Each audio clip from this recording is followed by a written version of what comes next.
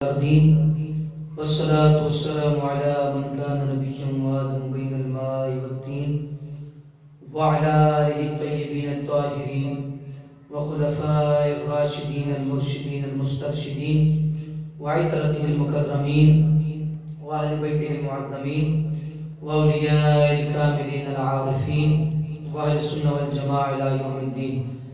أما بعد فأعوذ بالله من الشيطان الرجيم. بسم الله الرحمن الرحيم. قال الله تبارك وتعالى في القرآن المجيد: إن الصلاة تنهى عن الفحشاء والمنكر. صدق الله العظيم.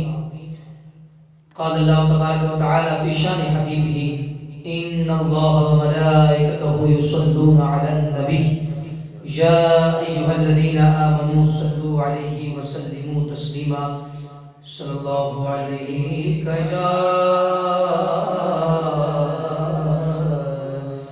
یا رسول اللہ وسلم علیہ یا حبیب اللہ صلی اللہ علیہ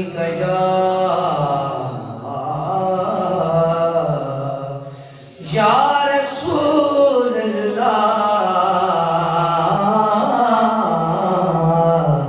وسلم علیک یا حبیب اللہ. حضور میری تو ساری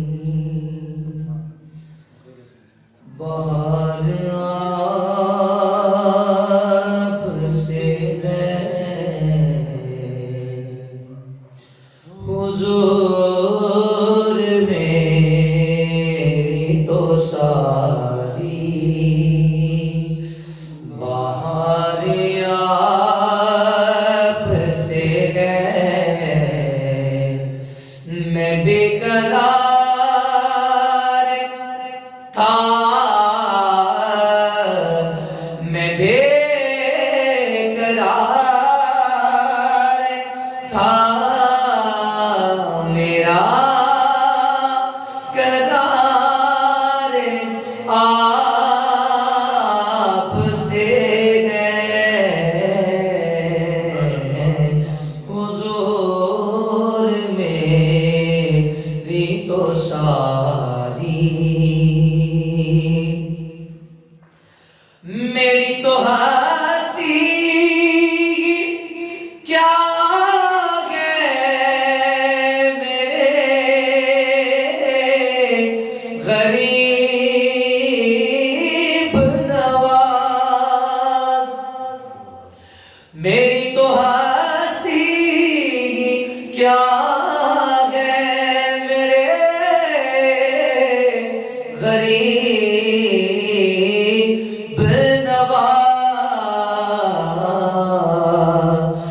جو مل رہا ہے مجھے سارا پیار آپ سے ہے. جو مل رہا ہے مجھے سارا پیار آپ سے ہے. میں بے قرار ہوں، میں بے قرار ہوں، میرا قرار آپ سے ہے.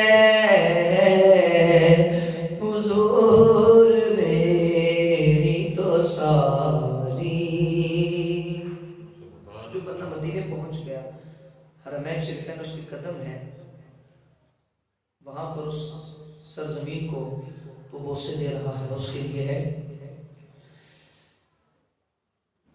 اور کہاں یہ ہے سے مدینہ، کہاں میری ہستی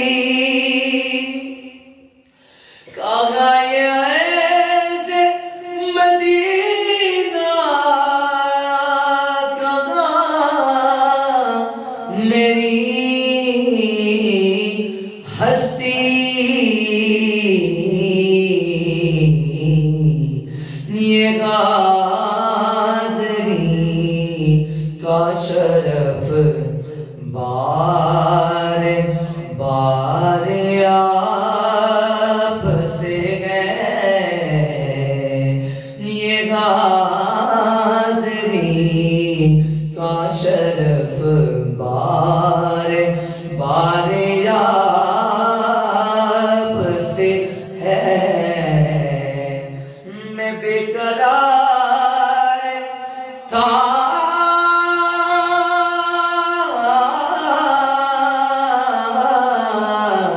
میں بے قرار ہوں، میرا قرار آپ سے ہے، حضور میری تو ساری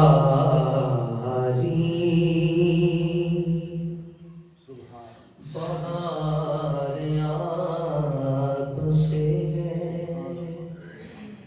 بعض ہندوستان لائق عزت احترام محتشم سامعین حضرات، رب ذوالجلال کا بڑا فضل ہے ہم پر کہ اللہ کریم نے بارہا کی مرتبہ اس مرتبہ پھر جمعۃ المبارک کے عظیم اجتماع میں ہم سب کو جمع ہونے کی توفیق عطا فرمائی۔ اللہ کریم اس جمعہ مبارک کے اجتماع کے صدقے ہماری مغفرت فرمائے اور اس کو ہمارے جو والدین ہیں، دوست احباب ہیں، متعلقین جو چلے گئے ان کے لیے ذریعہ نجات کا بنائے۔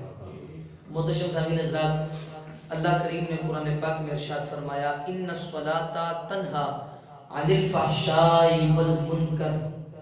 قبل اس سے کہ اس کا میں ترجمہ پیش کروں، رحمت عالم صلی اللہ علیہ وسلم پر درود پڑھنے کے بڑے فضائل ہیں۔ نبیوں کے تاجدار صلی اللہ علیہ وسلم نے ارشاد فرمایا کہ جو شخص جمعے کے دن مجھ پر 80 مرتبہ درود پڑھتا ہے، اللہ کریم اس کے 80 سال کے گناہوں کو معاف فرماتا ہے۔ یہاں گناہوں سے مراد صغیرہ گناہ ہے، تو محبت کے ساتھ آج مغرب سے پہلے تک 80 کی تعداد پوری کرنی ہے۔ شیخ محقق علی الاطلاق جناب عبدالحق محدث دہلوی رحمۃ اللہ تعالی علیہ، آپ فرماتے ہیں کہ صلی اللہ علیہ وسلم یہ پورا درود ہے، یہ پورا درود ہے، یہ بھی پڑھے گا تو درود پہ عمل ہو جائے گا۔ تو محبت سے درود پڑھیے، الصلاۃ والسلام علیک یا سیدی یا رسول اللہ وعلی آلک و اصحابک یا حبیب اللہ، الصلاۃ والسلام علیک یا نبی اللہ وعلی آلک و اصحابک یا سیدی یا حبیب اللہ۔ اللہ تبارک و تعالیٰ نے قرآن میں ارشاد فرمایا کہ بے شک نماز تنہا عن الفحشاء، یہ روکتی ہے فحاشی سے، والمنکر اور برائی سے۔ نماز فحاشی اور برائی سے روکتی ہے، تو جو شخص نماز پڑھتا ہے اللہ تبارک و تعالیٰ اپنے فضل سے گناہوں سے اس کو محفوظ فرما دیتا ہے۔ کئی مرتبہ یہ بات کہی، لوگ کہتے ہیں نماز پڑھتے ہیں فرق نظر نہیں آتا، 5 وقت کی نماز پڑھتے ہیں گناہوں کے مرتکب پھر بھی ہو رہے ہیں۔ تو بتا دیا تھا کہ علماء کرام فرماتے ہیں نماز کا ظاہر و باطن میں غلطیاں ہیں، نماز کا ظاہر و باطن درست ہو جائے گا، اللہ کریم کرم فرمائے گا، گناہوں سے بھی جان چھوٹ جائے گی۔ صحابہ کرام رضوان اللہ تعالی علیہ اجمعین نے حضور علیہ السلام کی بارگاہ میں عرض کی یا رسول اللہ علیہ تحیت والثناء، فلاں شخص رات کو چوری کرتا ہے اور دن کو نماز پڑھتا ہے، وہ صبح نماز پڑھ رہا ہوتا ہے۔ رسول کائنات صلی اللہ علیہ وسلم نے فرمایا اس شخص کی نماز قریب اس کو چوری سے دور فرما دے گا۔ صحابہ فرماتے ہیں ایسے ہی ہوا، وہ شخص نماز پڑھتا رہا، چوری کی عادت اللہ نے اس سے دور فرما دی۔ تو یہ ہے نماز کا فائدہ، نماز پڑھنے والا گناہوں سے محفوظ ہو جاتا ہے۔ بڑے فضائل ہیں، میرے آپ کے نبی علیہ تحیت و تسلیم نے فرمایا کہ نماز میری آنکھوں کی ٹھنڈک ہے۔ تو جو نماز پڑھے گا حضور علیہ السلام کی آنکھوں کو ٹھنڈک کا وہ سبب پیدا کرے گا۔ امام احمد رحمۃ اللہ تعالی علیہ اس بات کو فرماتے ہیں، حضرت سیدنا ابو ہریرہ رضی اللہ تعالی عنہ سے روایت ہے، آپ ارشاد فرماتے ہیں کہ نبی کریم صلی اللہ علیہ وسلم نے ارشاد فرمایا کہ رات اور دن کے ملائکہ فجر اور عصر میں یہ تبدیل ہوتے رہتے ہیں، اور جب یہ واپس جاتے ہیں رب ذوالجلال فرماتے ہیں ملائکہ کہاں سے آ رہے ہو؟ عرض کرتے ہیں یا اللہ ہم تیرے بندوں کے پاس سے آ رہے ہیں. اور کس سال میں پایا؟ عرض کرتے ہیں یا اللہ جب ہم گئے تو وہ نماز میں تھے، اور یا اللہ جب ہم واپس آئے تب بھی وہ نماز کی حالت میں تھے. اب عصر اور فجر ایسا وقت ہے کہ جو نمازوں کی پابندی کرتا ہے، نماز کے اوقات میں فرشتے انسان کے ساتھ شریک ہوتے ہیں. اور فرمایا جو عصر کے وقت آتے ہیں وہ دوسرے روز فجر میں چلے جاتے ہیں، اور جو فجر میں آتے ہیں وہ عصر میں چلے جاتے ہیں. تو جو عصر میں آتے ہیں وہ دوسرے روز فجر میں چلے جاتے ہیں. ان کا تبادلہ ہوتا ہے. محتشم سامعین حضرات، کتنا خوش نصیب ہے وہ شخص کہ جو نماز کی پابندی کرتا ہے اور فرشتے جا کے رب ذوالجلال ہے اس کو معلوم ہے، گواہی دے یا اللہ تیرا بندہ تیرے بارگاہ میں سجدہ کر رہا تھا، اے مالک تیری بارگاہ میں وہ رکوع کر رہا تھا، اے مالک وہ صدائیں لگا رہا تھا ایاک نعبد و ایاک نستعین، اے پروردگار وہ صدائیں لگا رہا تھا سبحان ربی العظیم، اے اللہ صدائیں لگا رہا تھا کہ التحیات للہ والصلوات والطیبات، یا اللہ وہ صدائیں لگا رہا تھا کہ سبحان ربی الاعلی. بتائیے رب کریم کتنا کرم فرمانے والا ہے کہ جس کی گواہی فرشتے جا کے دیں. یہ بڑی فضیلت ہے. اور پھر جماعت میں شریک ہو جانا، اس کے تو کیا کہتے ہیں، جو جماعت میں شریک ہوتے ہیں اور جو نماز میں پہلے آتے ہیں اس کے لیے اور فضیلت، جو دوسرے نمبر پر آتے ہیں ان کے لیے اور فضیلت، جو اس سے بھی پہلے آتے ہیں اس کے لیے اور فضیلت. حدیث ملاحظہ فرمائیے نصرت المجالس میں ہے کہ جب قیامت قائم ہوگی تو نمازیوں کو جنت کی طرف جانے کا حکم دیا جائے گا کہ نمازی ذرا جنت کی طرف چلے جائیں. اب جب وہ جنت کی طرف جائیں گے ان میں سے جو پہلا گروہ جنت میں جائے گا، فرمایا ان کے چہرے چاند نہیں بلکہ ان کے چہرے سورج سے بھی زیادہ روشن ہوں گے، چمکتے دھمکتے چہرے ہوں گے. فرشتے پوچھیں گے کہ آپ کون لوگ ہیں؟ عرض کریں گے ہم نماز پڑھا کرتے تھے. فرشتے پوچھیں گے کہ تمہاری نمازوں کا کیا حال تھا؟ عرض کریں گے کہ ہم اذان سے پہلے وضو کر دیا کرتے تھے اور اذان سے پہلے ہی ہم مسجد پہنچ جایا کرتے تھے. یہ جن کے چہرے سورج کی طرح روشن ہے. دوسرا گروہ داخل ہوگا. فرشتے پوچھیں گے اے بندو تم کون ہو؟ وہ حال پوچھیں گے کہ دنیا میں تمہارا کیا حال تھا. علماء فرماتے ہیں کہ ان کے چہرے 14ویں کے چاند کی طرح روشن ہوں گے، 14ویں کے چاند کی طرح چمکتے دمکتے چہرے ہوں گے. جب ان سے پوچھا جائے گا کہ تمہاری نمازوں کا کیا حال تھا، عرض کریں گے کہ اذان سے پہلے ہم وضو کر لیا کرتے تھے اور ہم جیسے ہی اذان ہوتی تو مسجد میں حاضر ہو جایا کرتے تھے. ان کا یہ حال. اور تیسرا گروہ جب داخل جنت ہوگا ان سے پوچھا جائے گا کہ اے گروہ تمہارا کیا حال تھا. علماء فرماتے ہیں کہ چہروں کا حال کیا ہوگا، ان کے چہرے ستاروں کی طرح چمکتے دمکتے ہوں گے. یہ عرض کریں گے کہ دنیا میں ہم اذان سنتے تھے تو اذان کے بعد ہم وضو کر کے تو مسجد کا رخ کر لیا کرتے تھے. یہ ہے نماز کی فضیلت. یہ ہے وہ خوش نصیب شخص جب وہ تیاری کر کے اذان سے پہلے ہی وضو کر کے تو انتظار میں ہوتا ہے نماز کو. علماء فرماتے ہیں وہ ایسے ہی ہے جیسے نماز پڑھ رہا ہے. اس کا انتظار اتنا ثواب اس کو دے گا جیسے وہ نماز کی حالت میں ہے. اب جتنی دیر وہ انتظار کرتا رہے گا اس کو ثواب ملتا رہے گا. افسوس آج کے دور میں لوگ بالکل اینڈ وقت پہ آتے ہیں، بالکل تاخیر کے ساتھ آتے ہیں اور وہ انتظار میں ہوتے ہیں کہ جماعت کس وقت ہوگی ہم جا کر. اور پھر جمعے میں حالت کیا ہوتی ہے وہ آپ کے سامنے ہوتی ہے کہ آپ سلام پھرتے ہی کئی مساجد کا آپ دیکھ لیں وزٹ کر لیں سلام پھرتے ہی وہ چلے جاتے ہیں. اللہ معاف فرمائے بندہ سمجھ رہا ہے صرف کوئی قرض دینے آئی تھی، حالانکہ یہ نماز ادھوری ہے، یہ نماز پوری نہیں ہے. اور نماز جمعہ کے بعد جو سنتیں پڑھی جاتی ہیں ان میں سے کوئی بھی سنت غیر موقدہ نہیں ہے، سنت موقدہ ہے. تاکید کے ساتھ اس کو چھوڑنے کا حکم نہیں ہے، اس کو نہیں چھوڑ سکتے، لیکن لوگ چھوڑ کے جا رہے ہیں. یاد رکھیے گا جو پوری نماز پڑھتے ہیں میرے رب ذوالجلال کے رحمت کی نظر میں. اور سنیے گا حضرت سیدنا، اب یہ جو جماعت میں شریک ہوتے ہیں ان کی فضیلتیں کیا ہیں. حضرت سیدنا عبید اللہ بن عمر قواریری علیہ رحمت اللہ الباری، امام ابن جوزی نے اس بات کو نقل فرمایا ہے، یہ بڑے اجل امام گزرے ہیں، آج سے تقریباً 900 سال پہلے گزرے ہیں۔ کیا فرماتے ہیں؟ فرماتے ہیں کہ یہ جو حضرت عبید اللہ بن عمر قواریری علیہ رحمت اللہ الباری ہے نا، فرماتے ہیں جماعت کے ساتھ ہمیشہ نماز پڑھا کرتے تھے، ہمیشہ جماعت کے ساتھ نماز پڑھا کرتے تھے۔ ایک مرتبہ جماعت ان سے چھوٹ گئی اور اس کا سبب کیا بنا؟ فرماتے ہیں کہ میرے گھر میں مہمان آ گئے اور اس مہمان کی مہمان نوازی میں میں اتنا مستغرق تھا کہ جماعت نکل گئی۔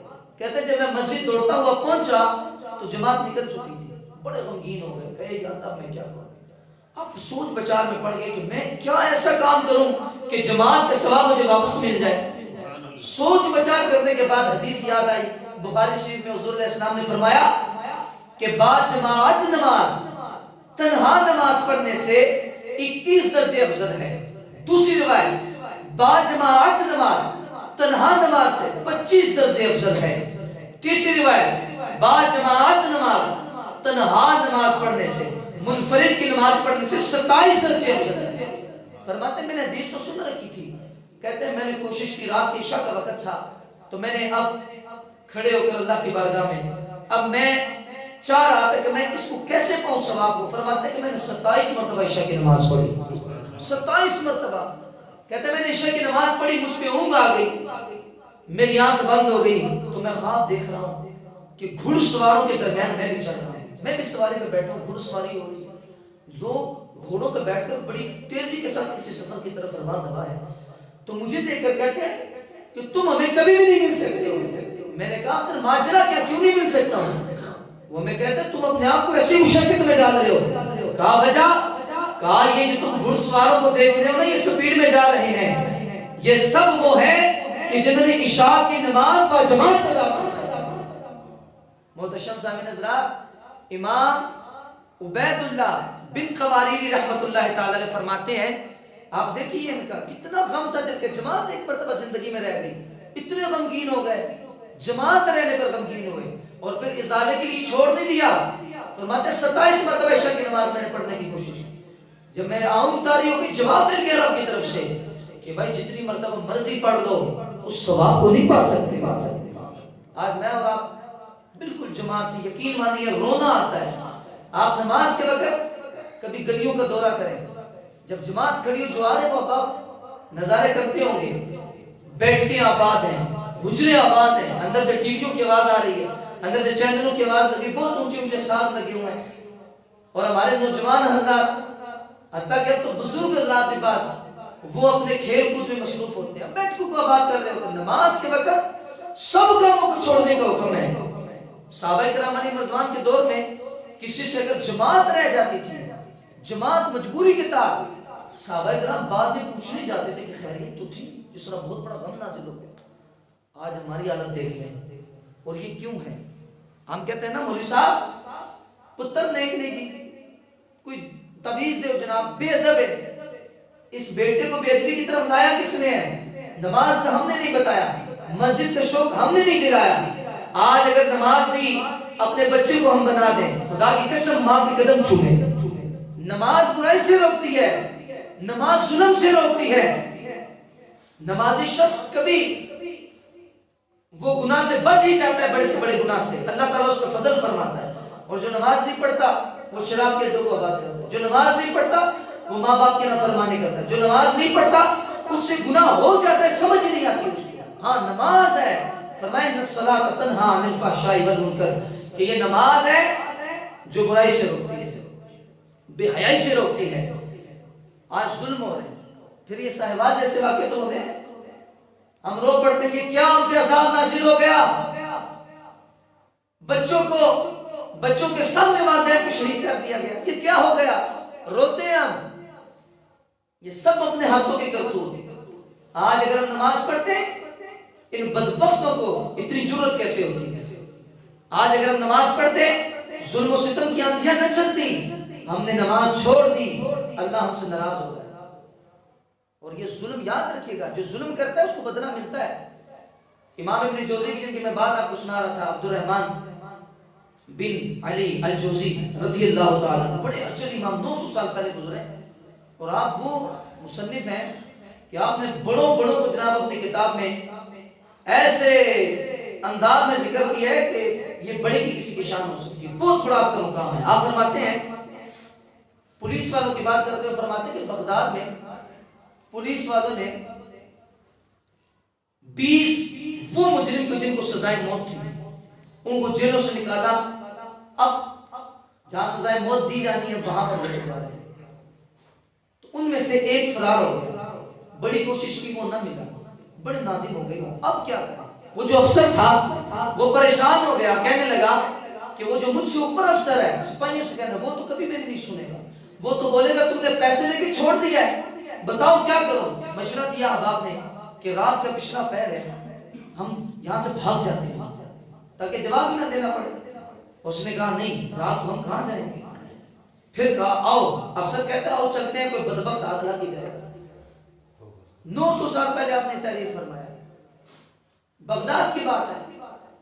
اب یہ چل پڑتے ہیں جناب اب تلاش میں کہ کوئی شخص ملے، پل کے مغربی طرف تھوڑا سا ہٹ کے وہاں پر ایک شخص پیشاب کر رہا تھا، انہوں نے جا کے اس کو دبوچ لیا اور مارنے لگے، اور ساتھ کہنے لگے ارے تو پھانسی سے بھاگا ہے، تو پھندے سے بھاگا ہے، تو وہی بھاگا ہوا مجرم ہے، اس کو پکڑ لیا۔ اور وہ بیچارہ شور مچا رہا، اور وہ کہتے ہیں تم غلط فہمی میں ہو، تمہیں کیا ہو گیا؟ میں تو اللہ ہوں، میں تو کشتی میں کام کرتا ہوں، میں تو یہاں کشتی کھڑی کی میں ابھی اترا ہوں پیشاب کے لیے، مجھے کیوں پکڑ لیا تم لوگوں نے؟ میری بات تو سنو۔ وہ کہتے رہے برابر کہ نا تم مجرم ہو، تم ہی پھانسی سے بھاگے ہو۔ پکڑ لیا اور لے آئے اس کو، اور کہا تمہیں میں پھانسی دیں گے، لے آئے واپس۔ اب یہ شخص رو رہا ہے، پٹ رہا ہے ساری رات، اس کا سپاہی کہتے ہیں کہ ہمیں پہ بڑا رحم آیا، اس پہ اتنا رحم آیا، رحم دل تھے، لیکن کیا کرتے مجبور تھی، اپنی نوکری جانے کا خطرہ تھا۔ کہتے ہیں ہم نے جیسا تیسا صبح آئی، اب سب کو جناب سر مارے جا رہے ہیں، جب اس کی باری آئی نا، وہ جو بڑا افسر آیا ہوا تھا تو اس نے شور مچانا شروع کر دیا، اس نے کہا صاحب اللہ کو جواب دینا ہے، میری بات تو سنو، مجھے ایسے ہی تم لوگوں نے پکڑ لیا۔ اب پولیس والوں نے، جو افسر تھا پولیس والوں کا، اس نے کہا جناب اس کو قریب کرو۔ جب آیا تو کہا کیا ماجرا ہے؟ کہا کہ میں تو یوں ملہ ہوں، میں تو کشتی کا کام کرتا ہوں، میں لوگوں کو آگے پیچھے لے کے جاتا ہوں، میں پیشاب کے لیے اترا، مجھے پکڑ کے میں نے ادھر لے آیا۔ تو افسر کہنے لگا اپنے نیچے پولیس والوں سے کہا کہ یقیناً تم لوگوں نے پیسے کھائے اور تم نے اس کو چھوڑ دیا۔ اب کیا ہوا؟ جب سب کے سر مارے گئے، اس کو جب جانے کو حکم دیا، پھر افسر نے کہا یار 2 منٹ بات سنو، تم وہاں کر کیا رہے تھے؟ کہتے ہیں بتایا تمہیں پیشاب کی ضرورت؟ کہا نہیں، رات کے اس وقت تم وہاں کیا کر رہے تھے؟ جب بہت ہی مجبور کر دیا نا، پہلے تو وہ نہیں بتا رہا تھا، پھر پولیس والے افسر نے اپنے انداز میں اس نے پوچھنا شروع کیا، اختصار کم ٹائم بہت کم ہوتا ہے، بندہ کیا بیان کرے، اب اپنے انداز میں تھوڑی سی سختی کر کے جب پوچھا، اس نے کہا میں سچ سچ بتاتا ہوں لیکن مجھ سے وعدہ کرے کہ مجھے چھوڑ دوں گا۔ کہا چھوڑ دوں گا، بتاؤ۔ اس نے اب بات بیان کرنا شروع کر دی، کہتے ہیں ماجرا یوں ہے کہ ایک خادم نے ایک عورت میرے حوالے کی، بچوں نے تو کہا کہ اس کو تم نے فلاں پار جو ہے نا دریا کے ادھر پہنچانا ہے، تو مجھے اس نے پیسے دے دیے، اب میں لے کے چل رہا ہوں۔ کہتے ہیں رستے میں اس نے جب اپنے منہ سے نقاب اٹھایا تو دنیا میں اس سے حسین عورت کو میں نے نہیں دیکھا تھا، کہ سب سے حسین و جمیل عورت یہی ہے۔ کہتے ہیں میری نیت خراب ہو گئی، مجھ پہ شہوت کا غلبہ آ گیا، تو میں نے اس سے اپنے نیت کا اظہار کیا، جب قریب ہوا تو اس نے مجھے مارنا شروع ہو گئی اور چیخنے لگی، اور میں نے کہا اگر تو مجھے قریب نہیں ہونے دے گا تو میں تجھے پانی میں پھینک دوں گا۔ اور پھر میں نے پوچھا یہ کون ہے؟ کہنے لگی یہ میری بیٹی ہے۔ کہا مجھے ان سے منہ کالا کرنے دو۔ کہتا اس نے منع کیا برابر۔ پھر میں قریب کیا تو اس نے شور مچایا، میں نے کہا کہ خدا کی قسم ابھی شور کیا تو بچوں سمیت تو میں اندر پھینک دوں گا۔ کہتے ہیں وہ چپ ہو گئی لیکن برابر مجھے دور کرتی رہی۔ جب میں نے کہا کہ مجھے قریب آنے دے نہیں تو میں بچی کو پھینک دوں گا، اس نے کہا تم سب کو قتل کر دو پھر بھی میں تمہیں یہ منہ نکالا کرنے دوں گا۔ اب اس نے شہوت کا غلبہ تھا، یہ شیطان کا پجاری، اس نے زور لگایا اور اس کی ایک بیٹی کو پانی میں پھینک دیا۔ اب وہ رو رہی ہے برابر، دوسری کو بھی پھینک دیا، پھر بھی نہیں مان رہی۔ اب جیسے اس کو پھینکنے لگا اس عورت کو، اس نے مان لیا، وہ کہتی ہے ٹھیک ہے مجھے منظور ہے۔ اب اس نے جب منہ کالا کیا اس کے بعد کہتے ہیں کہ میں نے اس عورت کو اس ڈر سے اس کے ہاتھ باندھ کے پھینک دیا کہ کہیں ایسا نہ اس کے گھر والے بعد مجھے تلاش کر کے مار دیں. کہتا ہے میں اس کو پھینک کے ابھی یہاں کشتی کنارے ادھر میں پہنچا تھا تو میں پیشاب کے لیے اترا تو انہوں نے مجھے پکڑ لیا. تو یہ سچ سچ کہانی ہے, مجھے چھوڑ دیں. اس پولیس افسر نے کہا ارے کتے, تیری تو موت یہ ہے کہ تجھے پھانسی دی جائے, تیرا تو علاج یہ ہے, تیری سزا یہ ہے. اس کو پکڑا اور پکڑ کے سب سے پہلے اس کی ٹانگیں کاٹی, پھر اس کے ہاتھ کاٹے, پھر اس بدبخت انسان کو آگ میں جلا کر راکھ کر دیا. محتشم سامعین حضرات, یہ ظلم کا انجام ہے. جو شخص ظلم کرتا ہے اللہ تبارک و تعالیٰ کی گرفت میں وہ آتا ہے. جو ظلم کرتا ہے کبھی نہ کبھی اللہ تبارک و تعالیٰ اس کو پکڑ ہی لیتا ہے. اس لیے کوئی یہ نہ سمجھے دن دیہڑے بچوں کے سامنے والدین کو قتل کر دیا, دن دیہڑے علماء اور شیوخ الحدیث کو قید کر دیا. کوئی یہ نہ سمجھے کہ ہم پہ بڑا کرم ہو گیا ہے, اگر ہم گناہگار ہوتے تو پکڑے جاتے. نہ, رب ذوالجلال انتظار فرماتا ہے, ابھی وقت آنے دو. اللہ کریم سے دعا ہے اللہ کریم ہم سب کو ظلم و ستم سے دور فرمائے, اللہ کریم ہمیں مظلومیت سے دور فرمائے, اللہ کریم مسلمانوں کو نماز پڑھنے کی توفیق عطا فرمائے. تو میں بات کر رہا تھا کہ اگر نماز پڑھیں گے خدا کی قسم ان گناہوں سے محفوظ ہوں گے, اور جب نماز نہیں پڑھیں گے تو یہ طرح طرح کے ظلم و ستم ہم پہ ہوں گے, یہ طرح طرح کے گناہ ہم سے سرزد ہوں گے. اللہ کریم سے دعا ہے ہم سب کو 5 وقت کی نماز باجماعت پڑھنے کی توفیق عطا فرمائے. اللہ کریم ہمیں بھی, ہمارے والدین کو, ہمارے بزرگوں کو, دوستوں کو, بچوں کو, سب کو 5 وقت اللہ تبارک و تعالیٰ کے گھر میں حاضری دینے کی توفیق عطا فرمائے. آمین بجاہ نبی الامین صلی اللہ